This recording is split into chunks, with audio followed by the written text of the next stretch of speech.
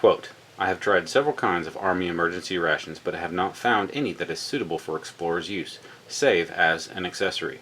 When used continuously, they make one's stomach rebel. The best of them, I think, is the pea meal sausage that is known by the German name of Erbswurst.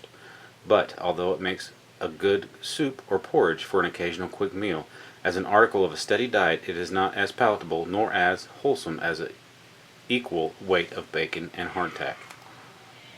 Unquote. Horace Kephart, The Book of Camping and Woodcraft.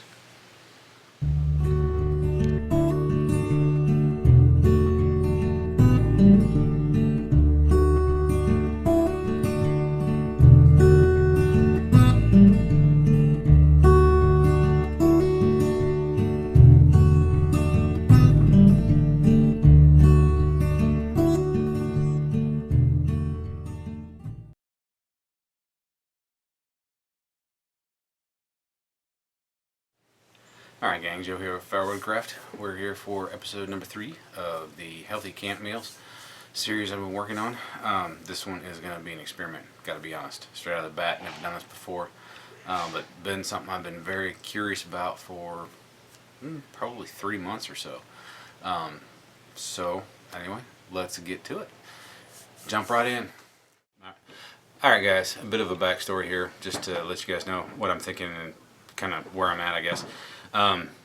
I was reading Camping Woodcraft by Horace Kephart, and somewhere near 2/3 of the way through the book, actually he mentions it in the beginning, I believe, that may be his recipe book, his camp kitchen book. But anyway, somewhere around 2/3 of the way through the book, he mentions the use of Erbswurst, and it piqued my interest.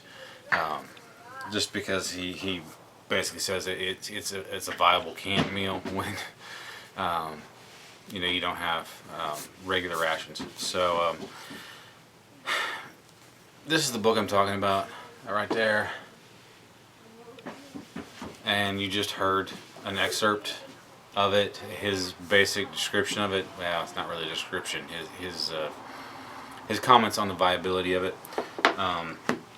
And like I said, it piqued my interest, and so I did some searching, and it, long story short, it landed me on YouTube by the guy named Sweebo6. I know you guys have heard me mention him 2 or 3 times before. I love his channel, man. He's got some great stuff on there, so go check out Sweebo6, SWIBO6. Anyway, I'm kind of doing let me back up. The version I'm doing today is a very modified version, definitely altered by today's technology and by my own personal tastes, I guess. I'm kind of building off of Sweebo6's video, and I had the thoughts, and I knew the direction I was going to take this actually before I saw Sweebo6's video of his version of the Erbswurst. Because I made the assumptions, and his conclusions at the end of the video were basically the same as the assumptions that I made. And he basically says that he had the same assumptions. So basically, Erbswurst is simply put, it is basically dehydrated German pea soup, or split pea soup. And I'll straight out from the bat, I'll be completely frank with you. I don't have, and I don't typically keep green split peas in my pantry. I just so happens I caught these on sale I don't know, 6-8 months ago, I guess, and they just kind of sat there. But it's yellow split peas, so I've had them both. I don't think it's going to change the flavor appreciably, if at all. They taste the same to me. It's just a little bit different in color. So I'm going to use those. But anyway, how I'm going to change the recipe, and I'm trying not to be wordy here, but it's really hard for a guy like me not to be wordy. I just like to explain every thought that I have. But anyway, and the reasoning behind it.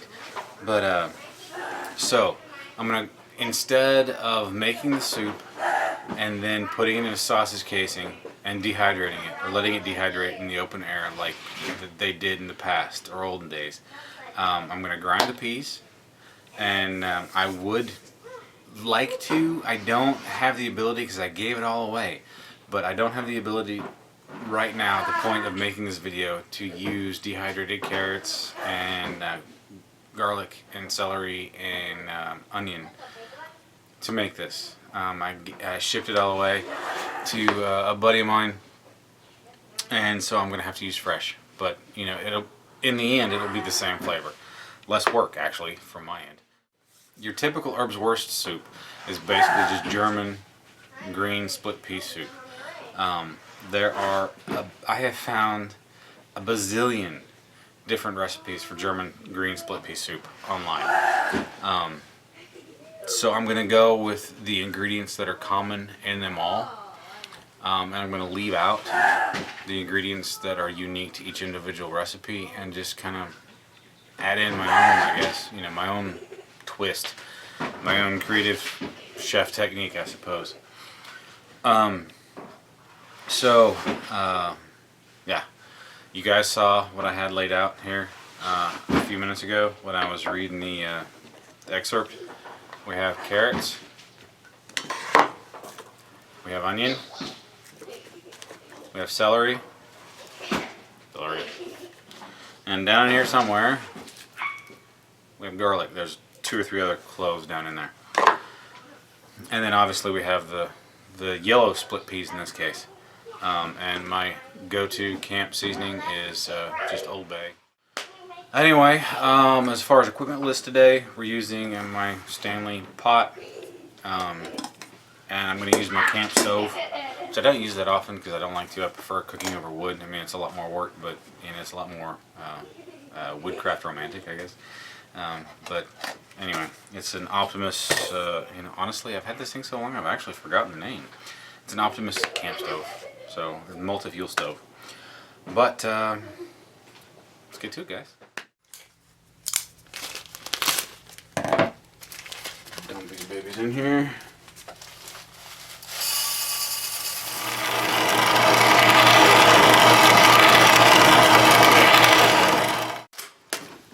I ground up a pound of the yellow split peas. This is probably a third of it. I took out 1 cup of the split pea flour, so to speak. And this is an experiment. I'm just flying off the seat of my pants here. So, you know, I'm going to share my success or failure with you guys as I do it. So, you know, one common theme about this soup is it has the split peas, it has onion, it has carrots, and I would say the majority, it's going to be a slim majority, but it's going to be the majority has celery. So I figured, why not? I'm a fan of veggies, so we'll go ahead and add those. But this is my take on it. This is not, by any stretch of the imagination, a true Erbswurst recipe. I'm just kind of building off of it, and we'll just call it the Farrellwood Craft Erbswurst, I guess.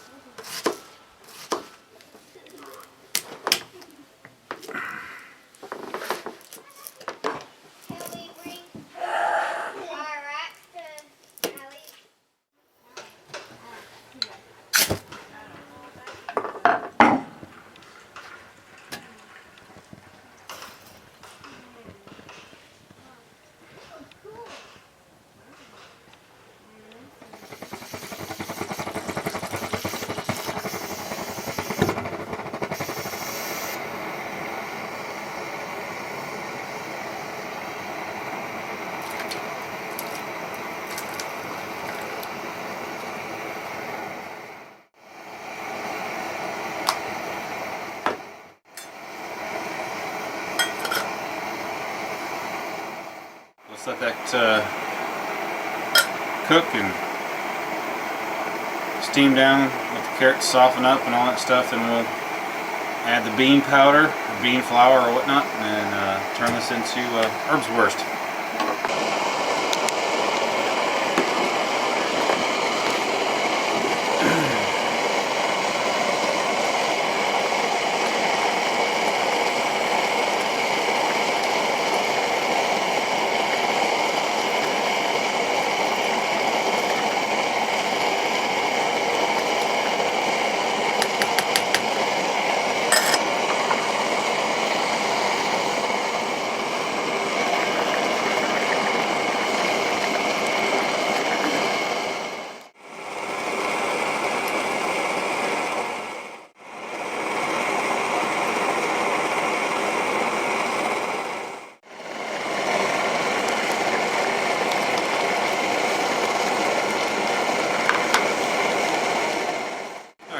Well, the veggies are just about soft enough.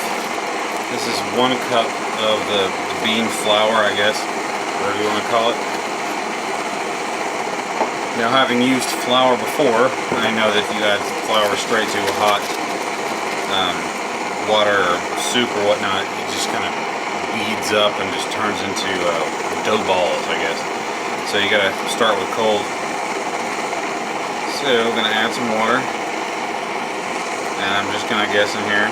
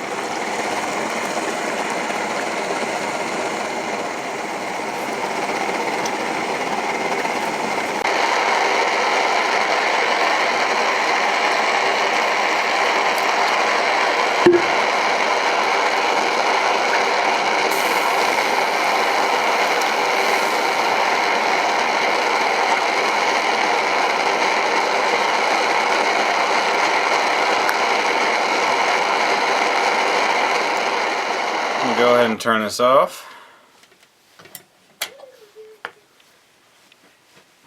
Not bad.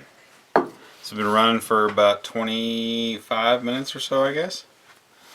And I'm guessing just by the weight from before and after, I started out with a half a bottle of fuel, and I'm guessing just by the weight I have at least a third of a bottle of fuel left. So, you know, obviously I used a lot more fuel than I would have.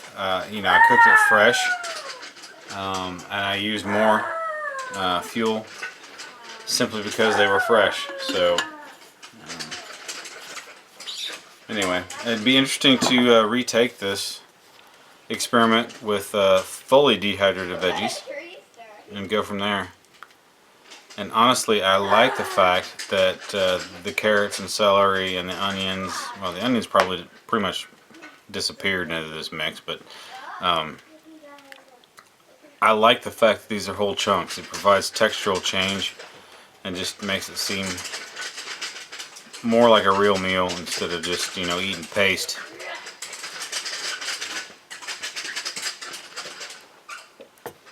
Alright guys, well, I'm going to let this cool down, then I'm going to have a taste. Alright guys, well, this would appear to be done and cooled down enough for me to eat, I think. It looks good. It smells yummy. So, anyway.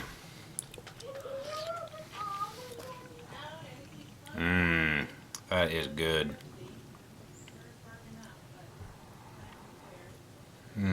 Man. That with some bannock. Take a piece of bannock about that big, put it in a bowl or a plate, slather this on top, have a bannock that's kind of like a dumpling. It'd be perfect.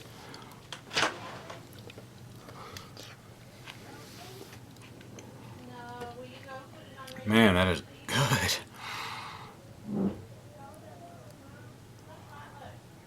Be trouble. I'm gonna have a hard time not eating this for dinner. And then we got pizza coming. Well, not coming. It's in the oven.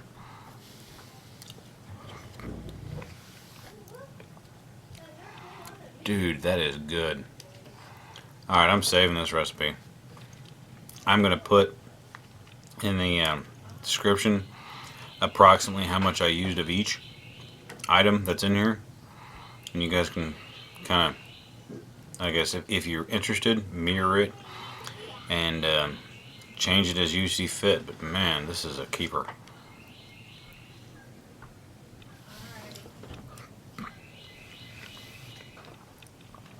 Dude, that is good.